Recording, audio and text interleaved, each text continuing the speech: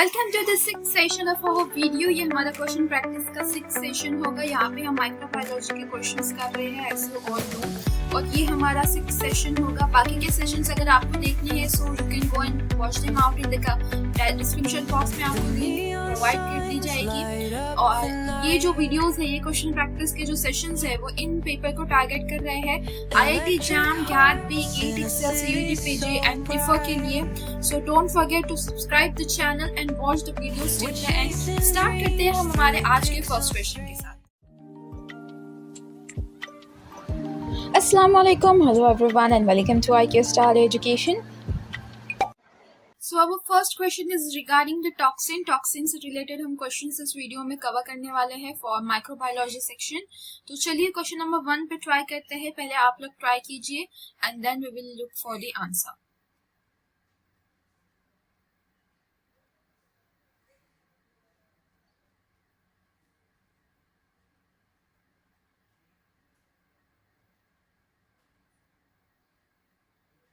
Okay, so question number 1 is talking about the endotoxin. पहले हम endo और exotoxin के बारे में थोड़ी सी इंफॉर्मेशन ले लेते हैं। So here we will write for the exotoxin. तो जो हमारा एंडोटॉक्सिन और एक्सोटॉक्सिन ऐसे दो तरीके के टॉक्सिन हमें देखने मिलते हैं। तो जो हमारा एंडोटॉक्सिन होगा वो ग्राम निगेटिव बैक्टीरिया में हमें देखने मिलेगा, while exotoxin will be we can see it in both gram negative और ग्राम पॉजिटिव बैक्टीरिया के अंदर हमें देखने मिलेगा। जो एंडोटॉक्सिन है वो लिपोपॉलीसैकेराइड्स की हमें लेयर देखने मिलेगी उनमें, while we can see the layer of protein in exotoxin. And also जो ये जो एंडोटॉक्सिन होते हैं वो हीट स्टेबल होते हैं, उन्हें हीट का इतना यहाँ पे चीज देखने नहीं मिलती। वाइल जो एक्सोटॉक्सिन है वो हीट सेंसिटिव होते हैं, उन्हें थोड़ी सी भी हीट यहाँ पे चीजों को बिगाड़ देती है या चीजों को चेंज कर देती है। Endotoxin is less toxic, while जो हमारा एक्सोटॉक्सिक है it is more toxic. It is more toxic, इसकी थोड़ी से भी अमाउंट बहुत ज्यादा टॉक्सिक क्रिएट कर सकती है। अब ये हो गया उसका डिस्क्रिप्शंस। आप देखते हैं हम हमारे ऑप्शंस क्या कहते हैं। एंडोटॉक्सिन की बात की गई है। Endotoxin found in gram positive cells, no we can see it in the gram negative cell. तो इस हिसाब से जो हमारा फर्स्ट ऑप्शन है वो रॉन्ग हो जाएगा। अब फर्स्ट ऑप्शन इसमें है तो ये कट हो जाएगा, इसमें भी है तो ये भी कट हो जाएगा। Second, it is made up of lipopolysaccharide, yes यहाँ पर लिपोपॉलीसैकेराइड से बने होते हैं तो सेकेंड तो करेक्ट है। अब सेकेंड इसमें भी है लेकिन इसमें नहीं है, तो ये एक दो चीजें ही देख के हमें पता चल गया कि हमारा जो करेक्ट ऑप्शन होगा वो सी होगा। Second and third found in gram negative sir, it is also correct. Lipoprotein यानी प्रोटीन तो हमें एक्सोटॉक्सिन में देखने मिलता है और फाइंड इन माइकोप्लाज्मा ऐसा तो कुछ ऑप्शन हमें देखने नहीं मिलता। तो while this we can see अब फर्स्ट क्वेश्चन का जो आंसर है वो ऑप्शन सी होगा। बढ़ते हैं अब हमारे नेक्स्ट क्वेश्चन पे, which is question number 2। Question number 2 is also talking about exotoxin. Exotoxin are chemically proteins. It is correct one. Chemically protein तो यहाँ पे P ऑप्शन यहाँ पे तो नहीं है। अब highly toxic जो हमारा exotoxic है it is more toxic than the endotoxic, तो यहाँ पे it is also a correct option। तो Q यहाँ पे नहीं है, यहाँ पे दोनों में भी है। अब you can say P Q यहाँ पे भी कॉमन है, यहाँ पे भी कॉमन है और यहाँ पे R भी कॉमन है। तो only we have to check is option S। S is produced by only gram negative bacteria, लेकिन एक्सोटॉक्सिक हमें ग्राम नेगेटिव और पॉजिटिव दोनों भी बैक्टीरिया हमें देखने मिलते हैं, इसीलिए जो हमारा ऑप्शन C है it will be the correct answer. चलते हैं हम हमारे नेक्स्ट क्वेश्चन पे।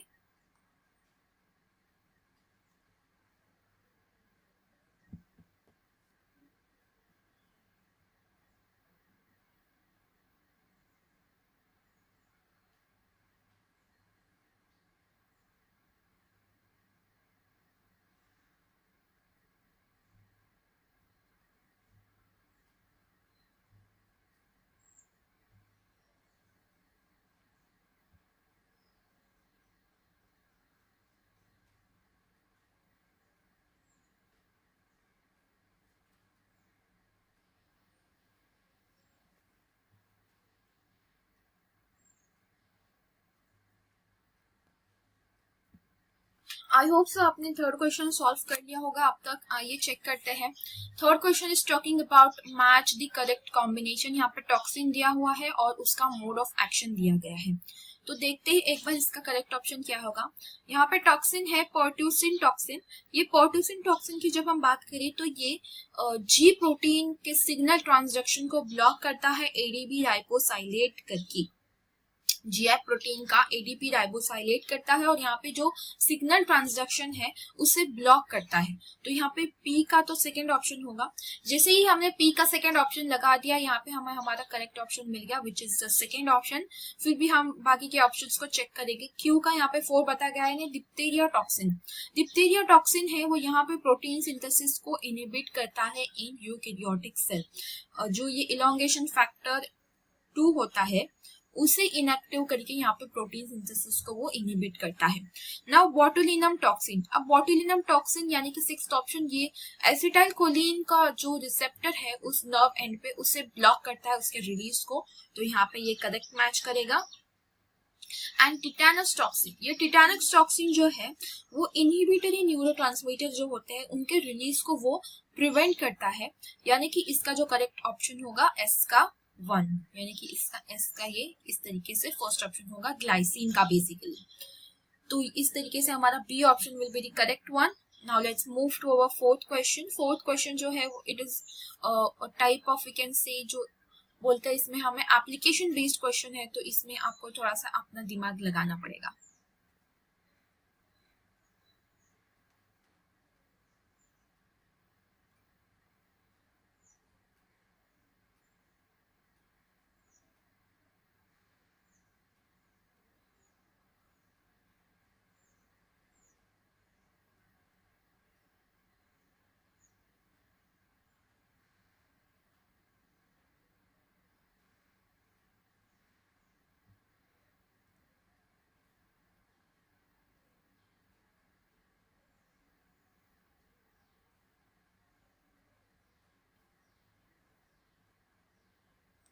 ओके तो यहाँ पे क्वेश्चन आपको थोड़ा कंफ्यूजिंग लगेगा बट एक्चुअल में इसके ऑप्शन बहुत इजी है। एक बार पढ़ लेते हैं। The pathogenesis associated with the Vibrio cholera infection depends on the colonization of the small intestine by the organism and secretion of an enterotoxin. Which of the following statement related to pathogenicity of the cholera is incorrect? अब यहाँ पे cholera के जेनेसिटी के बारे में यहाँ पे options दिए गए और इसमें से बोला गया है which of the following is incorrect. हमें फॉल्स स्टेटमेंट यहाँ पे पहचानना है। Vibrio cholera secretes the enterotoxin choleregon. Yes, it is a correct option. It is a correct option. ये एक enterotoxin choleregon यहाँ पे वो रिलीज करता है। Now option B is also correct one because ये जो है कोलेराजन इसके 2 सब यूनिट होते हैं। एक सब यूनिट A जो कि एक्टिव होता है एंड द सेकेंड सब यूनिट B जो कि बाइंडिंग के लिए यूज किया जाता है। अब second option is incorrect over here. It is because ये जो टॉक्सिन है it alone can not reproduce but यहाँ पे इट कैन रिप्रोड्यूस आना चाहिए था। कैन नॉट की जगह यहाँ पे कैन आना चाहिए था because it can reproduce the symptoms. ये सिम्टम्स को प्रोड्यूस कर सकता है कोलेरा के in the absence of vibrio cholera. Vibrio cholera ये एक टॉक्सिन रिलीज करता है जिसकी वजह से उसके सिम्टम्स दिखते हैं लेकिन ये सिर्फ टॉक्सिन भी सिम्टम्स कॉज करता है without the presence of the Vibrio cholera. तो हमारा फोर्थ ऑप्शन जो है CTX bacteriophage carries the genes of cholera toxin and other virulence factors ये भी करेक्ट होगा। तो हमारा यहाँ पे जो करेक्ट ऑप्शन है it will be option number C because हमें रॉन्ग ऑप्शन ढूंढने बोला गया था और यही हमारा रॉन्ग ऑप्शन है।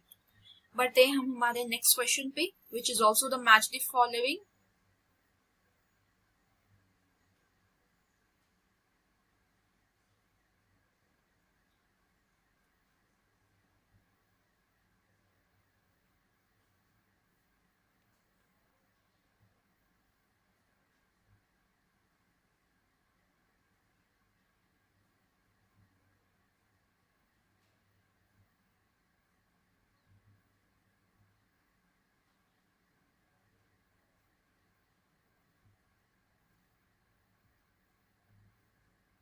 ओके तो ये जो हमने ऊपर देखा था उसके रिलेटेड ही यहाँ पे क्वेश्चन पूछा गया है। कॉर्निबैक्टीरियम डिप्थीरिया, जो हमने ऊपर टॉक्सिन्स पढ़े थे उससे रिलेटेड ही ये क्वेश्चन पूछा गया है। हमने टॉक्सिन जो ऊपर देखा था कॉर्निबैक्टीरियम डिप्थीरिया, बेसिकली हमने डिप्थीरिया का टॉक्सिन देखा था। वो क्या कर रहा था, वो यहाँ पे प्रोटीन सिंथेसिस को इनहिबिट कर रहा था by inactivating elongation factor 2 by ADP ribosylation. तो यहाँ पे फर्स्ट का मैच करेगा आर से, जैसे ही फर्स्ट का मैच किया आर से, यहाँ पे हमारे दो ऑप्शन जो है वो कट हो गए, एक बी वाला ऑप्शन एक सी वाला ऑप्शन। सेकेंड पे जाते हैं क्लोस्ट्रीडियम टिटानी। हमने ऊपर देखा जो देखा था जो बोtulinum नहीं, जो टिटानस टॉक्सिन जो था, जो कि इनहिबिटरी न्यूरोट्रांसमीटर के रिलीज को प्रिवेंट कर रहा था, उसी तरीके से ये जो है वो क्या करेगा, वो यहाँ पे इनहिबिटरी न्यूरोट्रांसमीटर ग्लाइसिन को इनहिबिट करेगा। तो इस तरीके से हमारा इसका ऑप्शन एस हो जाएगा and here we can find option number D as our correct option. Third का फिर भी देख लेते हैं, क्लोस्ट्रीडियम बोtulinum, इसका पी हो जाएगा, यानी कि ये एसिटाइलकोलिन के ब्लॉक करता है रिलीज को।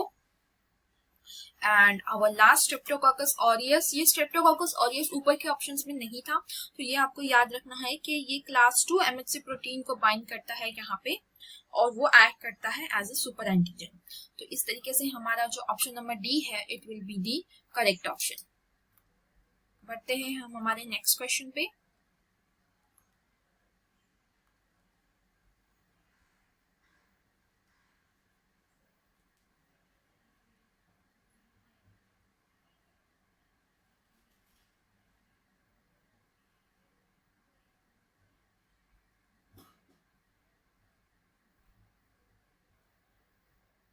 ओके, तो जो हमारा ये क्वेश्चन है ये it is direct type of direct question. इसमें बोला गया है कि हमें एक्सोटॉक्सिन के रिलेटेड करेक्ट जो स्टेटमेंट है उसे चूज करना है। एक्सोटॉक्सिन आर पॉलीपेप्टाइड, हमने देखा था ऊपर के जो एक्सोटॉक्सिन है वो प्रोटीन के बने हुए थे, so yes it is also true. Exotoxin are more easily inactivated by the heat than are endotoxin, ये भी हमने देखा था कि जो एक्सोटॉक्सिक है वो यहाँ पे सेंसिटिव होते हैं, heat sensitive, so it will be also the correct option. Exotoxin are less toxic than the same amount of endotoxin. It is a false statement because ये जो exotoxic होते हैं वो ज्यादा टॉक्सिक होते हैं, तो इनकी स्मॉल अमाउंट भी हमें बहुत ज्यादा टॉक्सिक लगेगा as compare to endo. So it will be our correct option, because हमें रॉन्ग ऑप्शन ढूंढने बोला था, तो यही हमारा रॉन्ग ऑप्शन होगा। Exotoxin can be converted to toxoid by the formaldehyde, so it is also our correct option. हमारा जो करेक्ट ऑप्शन होगा इस क्वेश्चन के लिए वो हमारा सी ऑप्शन होगा, क्योंकि वही हमारा रॉन्ग स्टेटमेंट है। बढ़ते हैं हम हमारे नेक्स्ट क्वेश्चन पे, जो कि है question number 7। It is also talking about the incorrect combination, हमें ढूंढने बोला है इसमें से, पहले आप लोग ट्राई कीजिए, it is a very easy question.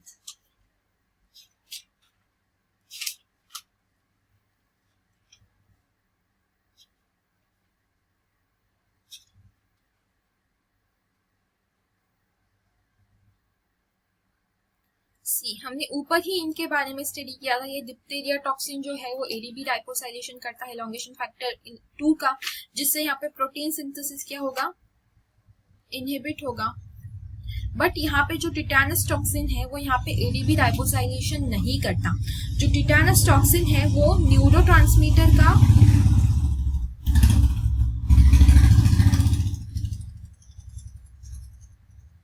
ये जो टिटानस टॉक्सिन है वो न्यूरोट्रांसमीटर का प्रिवेंट करता है रिलीज को। तो यहाँ पे हमारा करेक्ट ऑप्शन सी होगा, क्योंकि यही हमारा रॉन्ग कॉम्बिनेशन है। हमें रॉन्ग कॉम्बिनेशन ही ढूंढने बोला था, यही हमारा रॉन्ग कॉम्बिनेशन है। चलते हैं हम हमारे नेक्स्ट क्वेश्चन पे।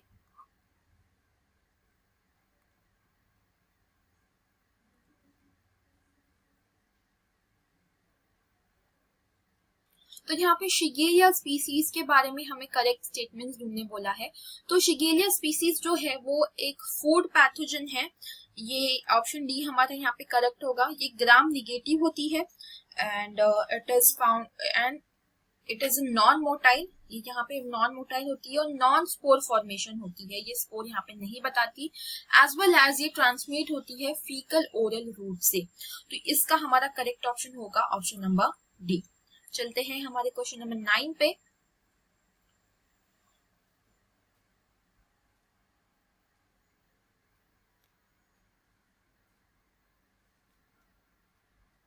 So question number 9 is talking about Corynebacterium diphtheria. तो कॉर्निबैक्टीरियम डिप्थीरिया जो है वो एक तरीके का टॉक्सिन है, और ये टॉक्सिन जो है it is the correct one. Option number D is the correct one, because ये जो ए बी टॉक्सिन है वो की पॉलीपेप्टाइड है 62 किलो डाल्टन का, और एज वेल एज ये डिप्थीरिया टॉक्सिन के सभी स्ट्रेन से नहीं बनता, इसलिए हमारा option A will be the correct one.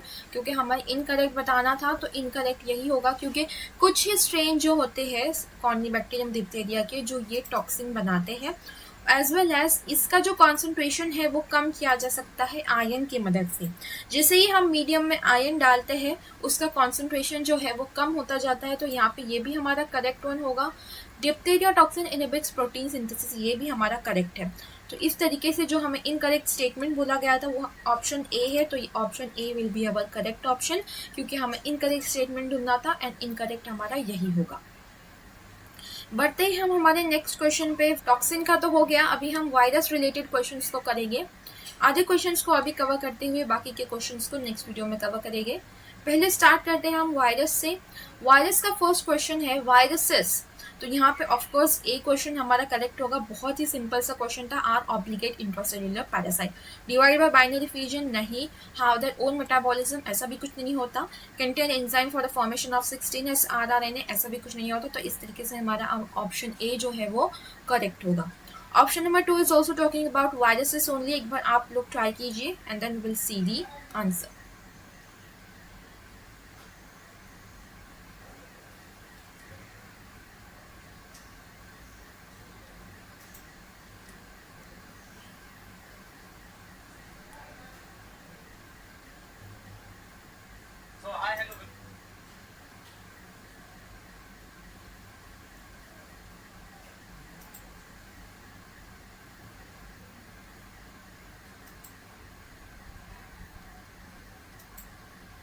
Okay, so अब question number 2 is telling about viruses. Viruses के ऊपर पूछा गया है, are sensitive to antiviral agents. ऐसा कुछ नहीं होता, it is the false statement. तो जैसे कि हमारा पी फॉल्स हो गया, यहाँ पे ये हमारा चला जाएगा, ऑप्शन ये भी चला जाएगा, ये भी ऑप्शन चला जाएगा, और एक ही करेक्ट आंसर बचेगा which is option number C, Q R N S. ये तीनों भी ऑप्शन हमारे करेक्ट है।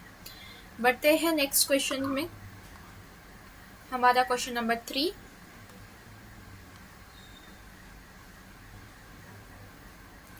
क्वेश्चन नंबर 3 जो है वो बहुत इजी सा क्वेश्चन है।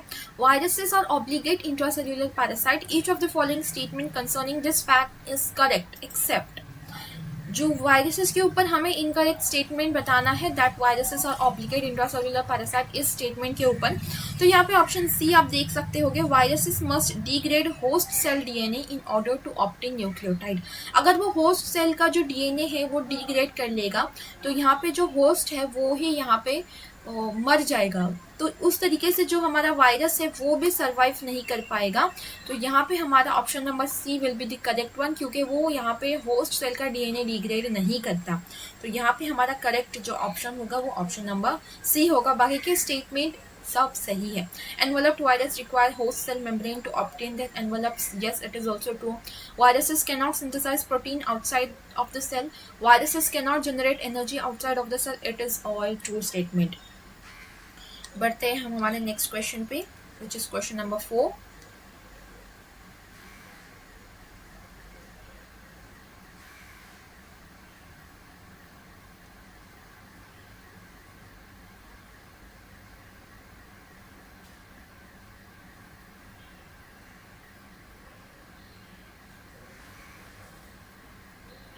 Question number 4 is talking about false statement. ऐसा कौन सा स्टेटमेंट है जो कि ट्रू नहीं है, यानी कि false statement.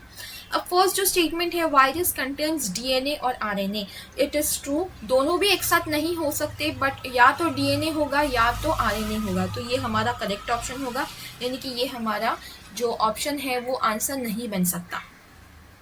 Then question option B, the nucleic acid of a virus is surrounded by a protein coat. Yes, it is also true। और जो protein coat होता है उसका नाम है कैप्सिड। सो ये भी हमारा करेक्ट आंसर नहीं हो सकता।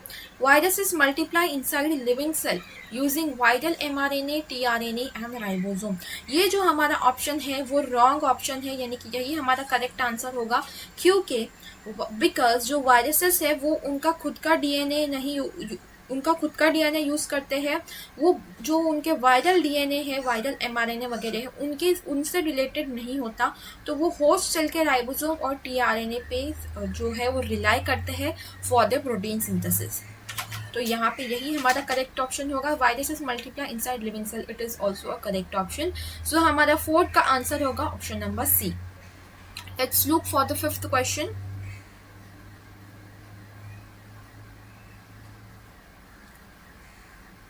सी it is a very direct question regarding the envelope. यहाँ पे पूछा गया है जो वायरसेस का जो एनवलप होता है, some viruses are surrounded by the envelope which originate from. तो ये ओरिजिनेट किसकी वजह से होते हैं?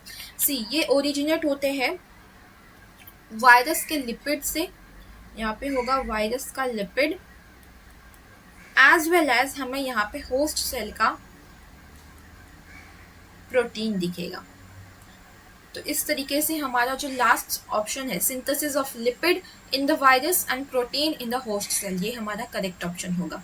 सो फिफ्थ का करेक्ट ऑप्शन होगा option D. So by this हम आज की वीडियो को कंक्लूड करते हैं। बाकी के जो क्वेश्चंस है वो हम नेक्स्ट वीडियो में कवर करेंगे। So stay tuned till the and, because हमें इसके सारे क्वेश्चंस कवर करके हम आगे के जो टॉपिक्स है उसे भी लेने वाले हैं। इसके बाद हम सेल बायोलॉजी के सब्जेक्ट्स को कवर कर देंगे। तो थैंक्स फॉर वॉचिंग।